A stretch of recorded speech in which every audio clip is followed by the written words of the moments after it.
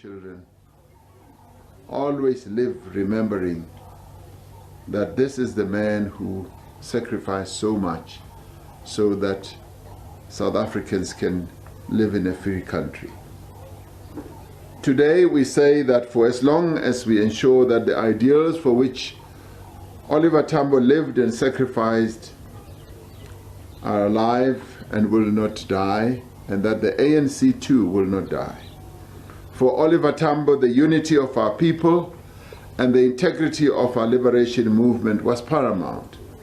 When the ANC sent him out into exile, into the unknown, to build the movement abroad, he understood as he packed his one bag to leave the country that he had been entrusted to ensure that the movement survives, for that was his mandate, that it survives the brutal onslaught that had been unleashed by the apartheid regime on our movement and on our people. But more than that, he had been entrusted with the task of rebuilding a powerful instrument of national liberation. He understood that no matter the difficulties of the moment, he was to be the glue that would bind our movement together. And did he become the glue? He was the real glue.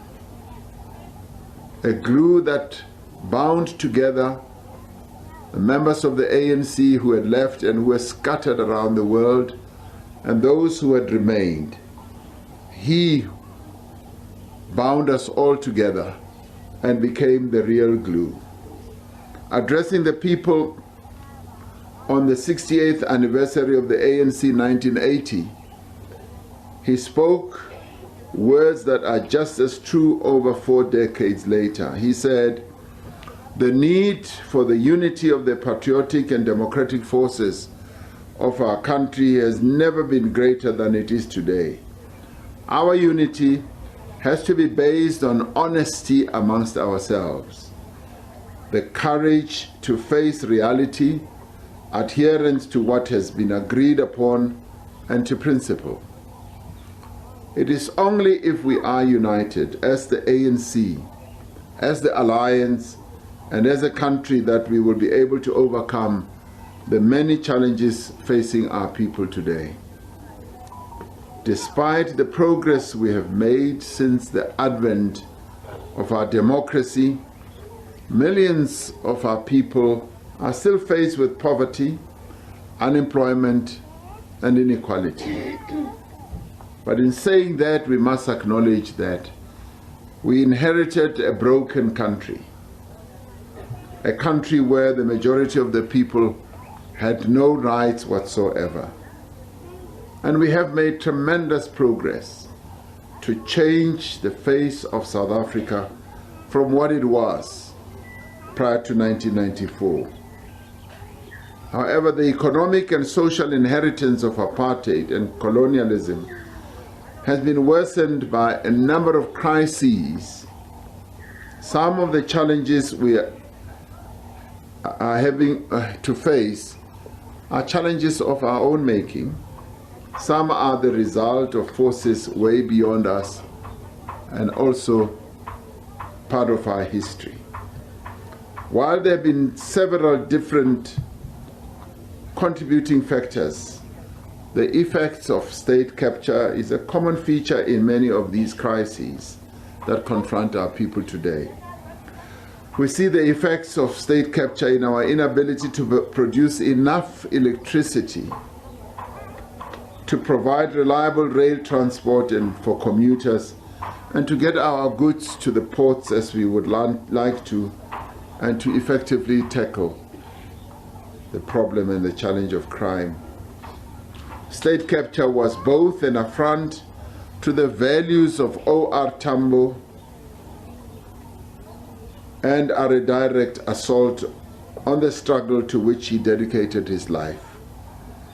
We have done much to restore vital services, rebuild our institutions, and undertake structural reforms in our economy, but there is a great deal more that we still need to do. If we are to overcome these grave challenges, we need to follow O.R. Tambo's guidance, to be honest amongst ourselves, to have the courage to face reality, and to adhere to principle. We need to build consensus about the tasks that we need to undertake. Our movement has a rich tradition of internal debate about our policies and programs. Even during the difficult times of exile and internal repression, O.R. Tambo was foremost among those who insisted that the policies, the strategies, and the tactics of the movement be subjected to broad consultation and discussion. He was determined that we should win support for our cause through the strength of our arguments, through the battle of ideas. We should give others a hearing, and we should be confident enough to defend our positions. We should persuade, and we should be prepared to be persuaded. As instructed by our 55th National Conference in December, we have embarked on a program of engagement with different formations and stakeholders across society. We are seeking to close the distance that has been allowed to develop between our movement and those with whom we need to work to build a better South Africa.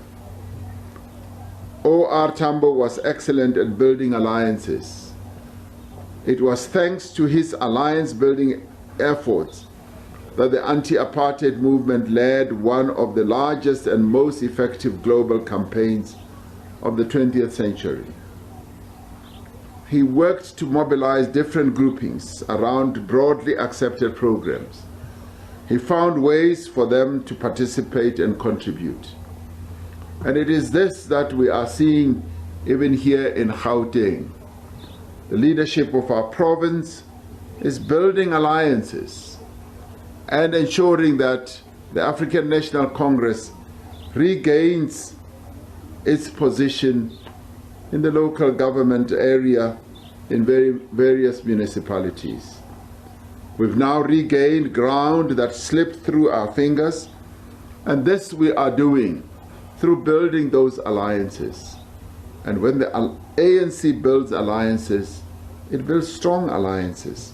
And I congratulate the leadership and wish them well as they continue to build those alliances and regain control of many of our municipalities. Well done, and continue to do that on behalf of our people. As we undertake the tasks of the present, we need to emulate O.R. Tambo. We must build partnerships with formations across the length and the breadth of South Africa in pursuit of our goal of radical social and economic transformation. We must build partnerships within communities to advance development. We remember O.R. as the embodiment of selfless leadership, of humility and compassion. Throughout his life, he fought to tear down the barriers of prejudice, ignorance, and injustice. He was unreservedly committed to the emancipation of women. O.R. Tambo was determined that the ANC should be a truly non-racial organization. Today, we need to do more to ensure that in its policies, in its programs, and within its own ranks, the ANC gives effect to this non-racial character and vision of the ANC. We need to follow his example to build a country where there will be neither whites nor blacks, just South Africans, free and united in diversity, as he once said. If we are to defeat poverty, unemployment, and inequality, we must demonstrate the same dedication that O.R. Tambo did when he was given the task of rebuilding the African National Congress. As the ANC, we have embarked on a journey of renewal and rebuilding. We must ensure that the act of joining the ANC is a more meaningful and valued process. Members of the ANC must feel on their shoulders the burden of responsibility. Like O.R. Tambo, they must understand that they have been entrusted with the future of the movement and with the successful prosecution of the struggle of our people. Guided by the 55th National Conference resolutions, we have embarked on a program of action that positions the ANC as a campaigning organization rooted amongst the masses. The leadership of the ANC through the National Executive Committee and the Working Committee is going throughout the various provinces of our country, executing this program of action. The program of action focuses on building the organization and driving its renewal through our branches and our members. We need to embrace the concept also of revolutionary discipline, as understood and practiced by O.R. Tambo. Discipline is about abiding by the decisions of the movement and contributing actively to the development of policy and the design of programs of the movement. It is about working hard, as Oliver Tambo did, and placing the interests of the people above one's interests. It is about fighting factionalism, resisting corruption, and safeguarding public resources. Let me conclude with the words that Madiba spoke as he bade farewell to his lifelong friend and comrade and legal partner, Oliver Tambo. He said, "Go well, my brother, and farewell, dear friend. As you instructed, we will bring peace to this tormented land. As you directed, we will bring freedom to the oppressed and liberation to the oppressor. As you strived, we will restore the dignity of the dehumanized. As you commanded, we will defend the option of a peaceful resolution of our problems. As you prayed, we will respond to the cries of the wretched of the earth.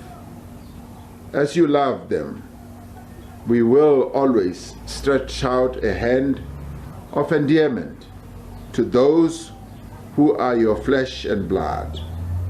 In all this, we will not fail you." In speaking these words, Comrade Madiba undertook on behalf of all who shared this cause to dedicate ourselves to the service of the people of South Africa and the world. Therefore, as we commemorate the passing of O.R. Tambo, and as we celebrate his life, as we reflect on his life and contribution, let us recall that we have each taken an oath as members of the ANC. Each of us has solemnly declared that we will work towards making the ANC an even more effective instrument of liberation in the hands of our people, and that we do so without motives of material advantage or personal gain.